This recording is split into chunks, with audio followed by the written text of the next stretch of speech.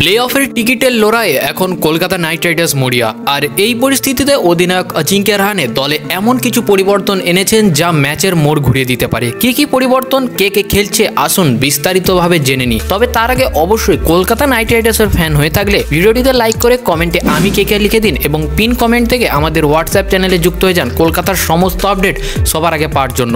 বন্ধুরা, প্লে অফে ওঠার জন্য মরিয়া হয়ে উঠেছে কলকাতা নাইট রাইডার্স। কলকাতার অধিনায়ক অজিঙ্ক্য রাহানে তাই দিল্লির বিরুদ্ধে পরবর্তী ম্যাচে প্লেইং 11-এ কিছু বড়সড় পরিবর্তন এনেছে যা তাদের এই ম্যাচ জিততে সাহায্য করবে। আইপিএল 2025-এর 48তম মহা মোকাবিলা হবে কলকাতা নাইট রাইডার্স এবং দিল্লি ক্যাপিটালসের মধ্যে। এই ম্যাচটা অনুষ্ঠিত হবে দিল্লির হোম গ্রাউন্ড অর্থাৎ অরুণ জেটলি স্টেডিয়ামে। এই ম্যাচ দিল্লির জন্য যেমন গুরুত্বপূর্ণ তেমনি কলকাতার জন্য আরো বেশি গুরুত্বপূর্ণ, কারণ এই ম্যাচ জিতে গেলে কেকেআর-এর মনোবল অনেকটাই বেড়ে যাবে। কলকাতার পরবর্তী ম্যাচগুলি রয়েছে Rajasthan, Chennai super kings, sunrisers Hyderabad এবং রয়্যাল চ্যালেঞ্জার্স বেঙ্গালোরের মধ্যে। এখান থেকে বেঙ্গালোর ছাড়া বাকি কোনো দলই তেমনভাবে ফর্মে নেই, তাই দিল্লির বিরুদ্ধে যদি জয় আসে কেকেআর-এর তাহলে প্লে অফের রাস্তাটা অনেকটাই সহজ করে ফেলবে কেকেআর। তাই এই ম্যাচে অধিনায়ক অজিঙ্ক্য রাহানে কিছু সাহসী সিদ্ধান্ত নিয়েছে। তিনি দল থেকে বাজে পারফরমেন্স করা কিছু প্লেয়ারকে বাদ দিয়েছেন এবং তার জায়গায় নতুন মুখেদের সুযোগ দিয়েছেন যারা দলের জয়ে বড় ভূমিকা রাখতে পারে। তো চলুন এখন এক নজরে দেখে নিই কেকেআর দলে কি পরিবর্তন হয়েছে। ওপেনিং বিভাগের যদি কথা বলি, ওপেনিং এ কোনো পরিবর্তন হচ্ছে না।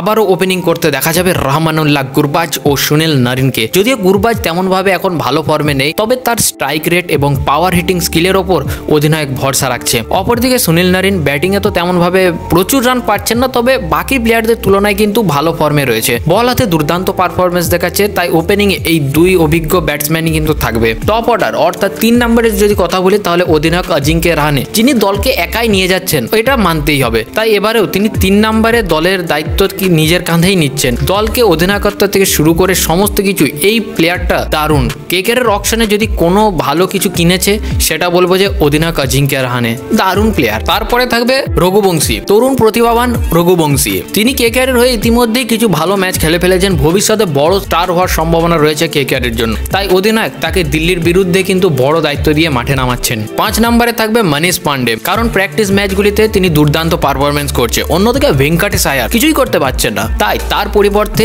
মনীষ পান্ডেকে আমরা দেখতে পাবো। ভেঙ্কটেশ আয়ার বারবার প্রতি ম্যাচে ব্যর্থ হচ্ছে। যেহেতু এই ম্যাচে কলকাতা শুধুমাত্র জিততে চাই, তাই তার জন্য ভেঙ্কটেশ আয়ার বাজে পারফরমেন্স করছে, তাই তাকে বাদ দিয়ে মনীষ পান্ডেকে দলে আনছে। আপনার কি মনে হয় ভেঙ্কটেশের জায়গায় মনীষ পান্ডে খেললে কি ব্যাটিং লাইন আপ আরো শক্তিশালী হবে? আপনার মতামত অবশ্যই কমেন্টে জানান। তারপরে লোয়ার অর্ডারের কথা বললে রিঙ্কু, রাসেল, রবম্যান পাওয়েল। রাসেল এখন তার পুরনো ছন্দে ফিরতে পারেনি। রবম্যান পাওয়েল কেকেআর-এর হয়ে এখনো একটাও ম্যাচ খেলার সুযোগই পাননি। শোনা যাচ্ছে এই পরিস্থিতিতে যদি পাওয়েল হয়তো একটু উপরের দিকে ব্যাটিং করতে আসতে পারে, কারণ সম্পূর্ণটাই ডিপেন্ড করছে ম্যাচের ওপর। কেমন ম্যাচ ঘুরবে, কেমন কি হচ্ছে না হচ্ছে তার উপর সমস্ত কিছু হচ্ছে। তাই রবম্যান পাওয়েল হয়তো একটু উপরের দিকেও আসতে পারে। এরপর যদি আমরা বোলিং বিভাগে কথা বলি তাহলে চেতন সাগারিয়া এই ম্যাচে আর সুযোগ পাচ্ছে না, কারণ তার পরিবর্তে চলে এসেছে অনুকূল রায়। অনুকূল রায় একজন অলরাউন্ডার, যিনি ব্যাটিংও যেমন করতে পারেন, স্পিন বোলিংও খুব ভালো করতে পারেন। বিশেষ করে ব্যাটিং গভীরতা বাড়ানোর জন্যই অনুকূল রায়কে দলে নেওয়া হয়েছে। তারপরে ফাস্ট বোলিং এ থাকবে হর্ষিত রানা ও বৈভব অরোরা। স্পিন বিভাগে থাকবে প্রধান ভরসা বরুণ চক্রবর্তী। বরুণের স্পিন দিল্লির ব্যাটসম্যানদের কাঁপাতে পারে,